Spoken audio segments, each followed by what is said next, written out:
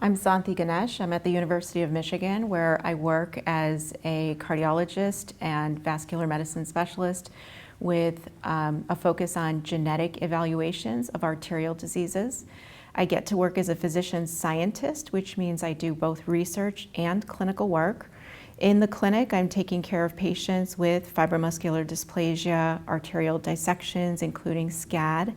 And I first went to the University of Michigan in 2010, where after establishing my practice, I quickly realized that there was a lot we did not know about FMD and SCAD and cervical artery dissection and other related arteriopathies, and decided to devote a substantial part of my research effort to understanding the genetic basis of these diseases.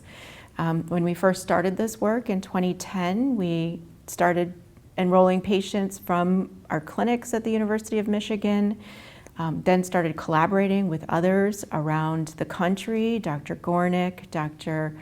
Kovacic, Dr. Olin, and eventually started international collaborations with Dr. Buata-Nagy, Dr. Pursue, and others. And I'm really pleased to say that now in 2023, we do have a handle on some of the genetics for FMD, SCAD, and other related arterial dissection presentations.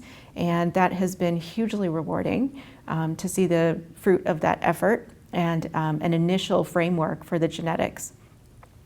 As far as what we are working on now and what we see for the future of FMD, we're hoping that we can take those genetic findings and really use them to understand two things.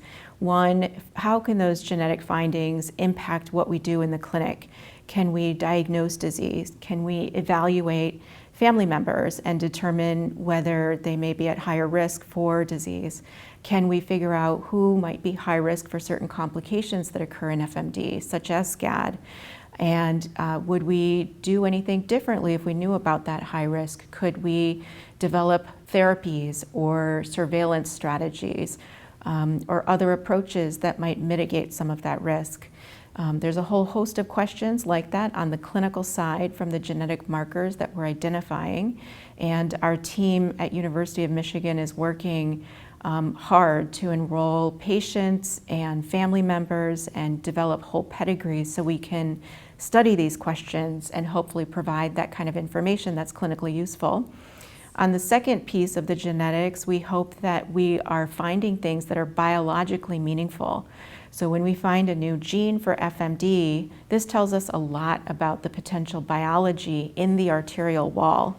And our goal is to understand what is happening so that one day we can develop actual therapies that inhibit or correct what abnormal biology is happening in the vessel wall itself, and hopefully prospectively and proactively deal with correcting those problems before they become an issue for a patient. So that's what our work is also focused on at University of Michigan, where I get to not only work as a physician, but run a research laboratory where we are working with cells and other models to understand those biological effects. And it's fantastic to be here at the FMDSA, where we can share our progress with patients, with other physicians and researchers in the field. I think that's so important. We, from our team at Michigan, are here enrolling patients into our genetics study. We take those samples back to the lab the same day, and we get to work with those samples. So I'm truly very grateful for the FMDSA and Pam Mesa's efforts and what we've been able to do with this partnership, and look forward to more years of collaboration and progress.